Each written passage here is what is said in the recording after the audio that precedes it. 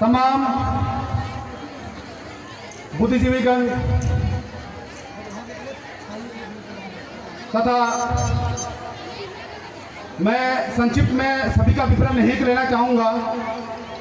मैं संक्षिप्त में सभी को संबोधित करूँगा बुद्धिजीवीगण, जिसमें ब्यूरोक्रेट, राजनीतिक, धार्मिक और आम जनतागण जो हमारे जैसे हैं भाई बहन लोग, उनको सभी को ये आज बिरसा मुंडा जयंती सरना धर्म सम्मेलन सभा अभी जलेश्वर दादा के द्वारा मुझे ये मौका दिया गया। उस उपरांत आदिवासी सहयोग समिति लोहरदगा भारत का नाम जिक्र किया गया था। आदिवासी सहयोग समिति लोहरदगा भारत एक रजिस्टर्ड ट्रस्ट है जो हमारे आदिवासी समाज के लिए काम करती है। ये हमारी आदिवासियों के संरक्षण, सुरक्षा, सहयोग, सामंजस्य के ऊपर काम करती है। सुरक्षा किसका? आदिवासियों का। सम्मान किसका? आदिवासियों का।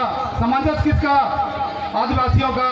ये हमारी फॉर्मेट अलग है, बट काम करने का तरीका सेम है। जैसा कि सरना धर्म श्रम सम्मेलन, जिसमें सरना धर्म को संरक्षण करने की बात होती है, जागरूक करने की बात होती है, हमने भी ट्रस्ट के द्वारा, फौजी भाइयों के द्वारा एक ट्रस्ट का निर्माण किया गया है, जिसका मुद्दा भी सरना को, आदिवासियत को जिंदा रखने की मुहिम को आगे बढ़ाने में सरना प्रार्थना सभा के साथ साथ पूरे आदिवासियत को, पूरा सरना समाज को लेकर आगे चलने की बात कही गई है। इस ट्रस्ट में जुड़े तमाम हमारे लोहरदगा जिला के फौजी पुलिस भाई कंट्रीब्यूट करते हैं 500 रुपया और इस ट्रस्ट का निर्माण और उसके कार्य को आगे बढ़ाते हैं। मैं उन तमाम मेरे साथियों की तरफ से ये धन्यवाद ज्ञापन करता हूँ आप लोगों को कि उन तमाम जो फौजी भाई हैं जो देश के कोने कोने में उपस्थित हैं, वो सारे आपके लिए, आप सरना समाज के लिए, आप आदिवासियों के लिए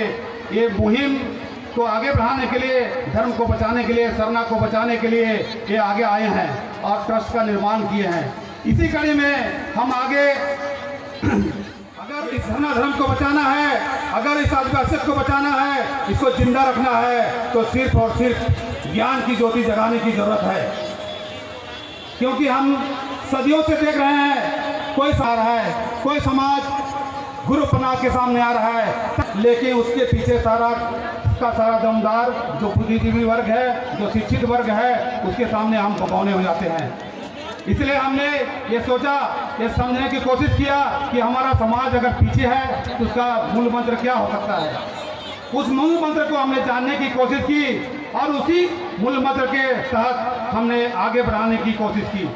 अब इसी कड़ी में हमने आदिवासी सहयोग समिति का उद्घाटन किया और आज हमें फख्र होता है उन तमाम आदिवासी भाइयों को एजुकेशन देने के लिए, एजुकेटेड करने के लिए, बुद्धिजीवी बनाने के लिए हम जो कार्यरत हैं, उसमें हमारे पास लगभग हमारे कोचिंग सेंटर में पढ़ते हैं।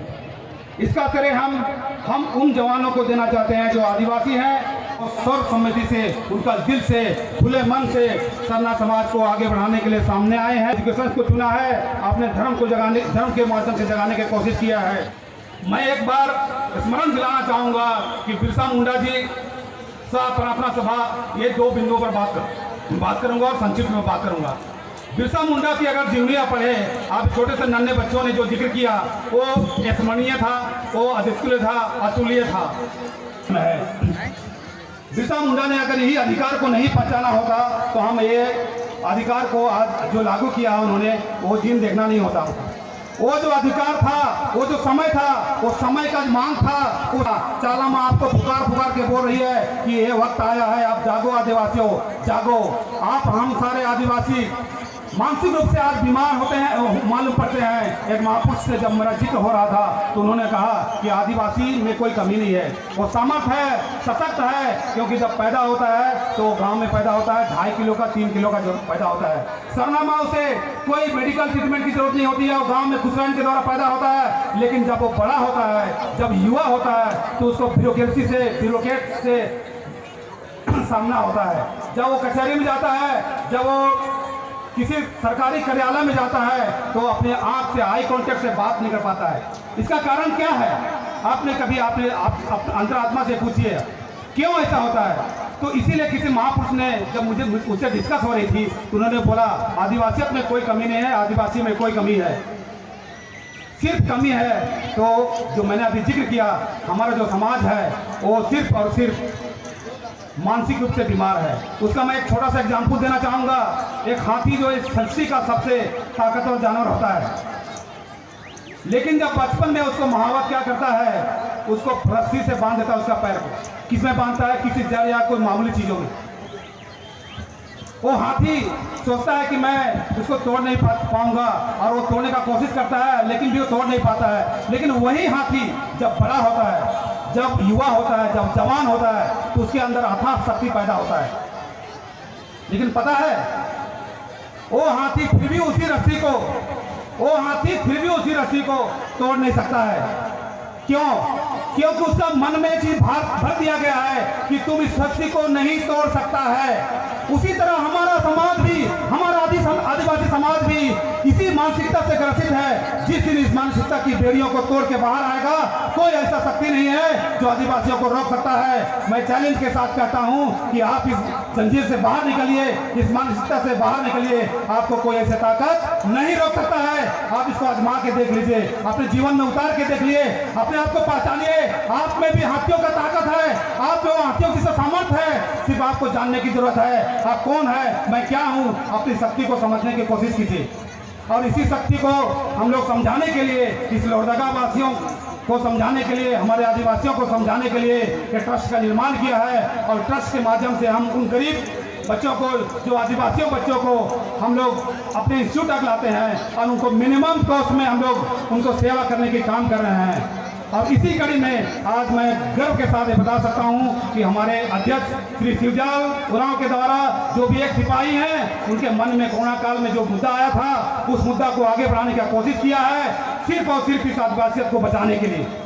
क्योंकि हमारे समाज में जो बच्चे हैं वो मुख्य धारा में जुड़ने के तो आते हैं, लेकिन उनके पास इनकी इतनी समस्याएं होती है कि वो दम आधा रास्ता नहीं तोड़ देता है। उसको कंटिन्यू करना है, वक्त को समझना है। आज जो वक्त आया है वो आपका है, आपको ये स्वतंत्रता है, आप अपनी बात को बेधड़े कर सकते हैं। आपके पास सोशल मीडिया है, आप सोशल मीडिया में अपना बात रखिए, आप डरिए नहीं, आई कॉन्टेक्ट के साथ बात कीजिए। आप कभी थाना का निर्माण होता है, आप कहीं ब्लॉक कचहरी का निर्माण होता है, लेकिन हम लोग क्या करते हैं, पहले तो हमारी माताएं बहनें वही पतूर बटरती है, बटरते कि नहीं? बटरते हैं ना। लेकिन जब वहीं थाना का निर्माण होता है तो दूर से हम लोग उचक के झांकते हैं। क्यों? अरे वो तो मेरा जगह था, मेरा वो गांव घर था, सब कुछ था। लेकिन हम लोग क्यों? हम लोग मानसिक रूप से ग्रसित हैं, ये सही में, इसमें कोई दो राय की बात नहीं। जब तक कि मानसिकता की जो बीमारी है, इसे हम लोग बाहर नहीं निकलेंगे। और बाहर निकलने का एक ही कारण है, वो है शिक्षा। क्योंकि कार्तिक उरांव बाबा ने कहा था कि झारखंड होने का सपना तभी पूरा होगा जब तक हम ब्यूरोक्रेटिक अंदर रहेंगे। जब जितना भी ब्यूरोक्रेट होंगे वो हमारे लोग होंगे, बिरसा, मंगरा, बुधवा, ये इस तरह के लोग होंगे, हमारे लोग होंगे, तभी हो सकता है झारखंड का अलग। ये आप कागज में अलग तो कर दिए हैं, लेकिन आप ये कतई समझने का भूल मत कीजिए कि हम अलग हुए हैं या आपका ये ट्राइबल राज हुआ है, ऐसा समझने की गलती मत कीजिए। तो कभी उस जंजीर से बाहर निकल ही नहीं पाएंगे। इसलिए मैं आप माता बहनों से ये विनती करता हूँ, अर्जी करता हूँ कि आज ये तमाम माताएं बहनें या साक्षी बने हैं इस सम्मेलन का, वो ये बात गांठ बांध के लीजिए कि भाई आज जो सम्मेलन हुआ था उसमें जो हमारे बुद्धिजीवीगण थे वो क्या क्या बताए, उन बातों को अमल कीजिए। और यहाँ से जब आप जाते हैं तो आपके साथ गांव घर में जितने भी लोग हैं उनको हर 10-10, 20-20 बच्चों को बताएं कि ऐसा आज सम्मेलन हुआ था, धर्म सम्मेलन हुआ था और बिरसा जयंती के उपलक्ष्य में एक कार्यक्रम कुटुंब में रखा गया था, जिसका उद्देश्य क्या था, जिसका मंशा क्या है, उसको आप अपने गाँव में, अपने घर में हर आदमी तक जाना चाहिए, हर जन जन तक जाना चाहिए संदेश, ताकि उनके मन में भी ये ज्वाला फूटे और वो उस बुद्धि को उनके द्वारा दिए गए वक्ताओं को अपने अमल करे और अपने जीवन में उतारने की कोशिश करे।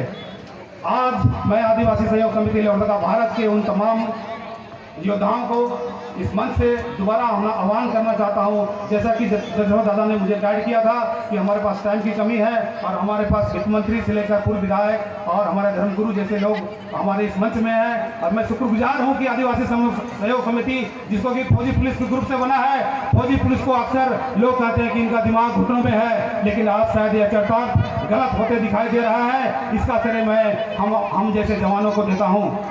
आज मैं इस मंच से दोबारा एक उद्घोष करना चाहता हूँ कि हमारे ट्रस्ट के द्वारा एक एजुकेशन के मामले में एक अगली कड़ी जुड़ने जा रही है, जिसको इस मंच के द्वारा मैं उद्घोष करना चाहता हूं कि आज हम लोग शिक्षा क्षेत्र में, क्योंकि अगर आपको धर्म को बचाना है तो धर्म को बचाने के लिए आपको शिक्षा पद्धति को लाना अत्यंत जरूरी है। ये आपको समझने की जरूरत है। अगर आप अपने घर में जय धर्म सिखाते हैं, ये नमस्ते सिखाएगा कि नहीं, इसलिए आप सभी को बंद करना होगा।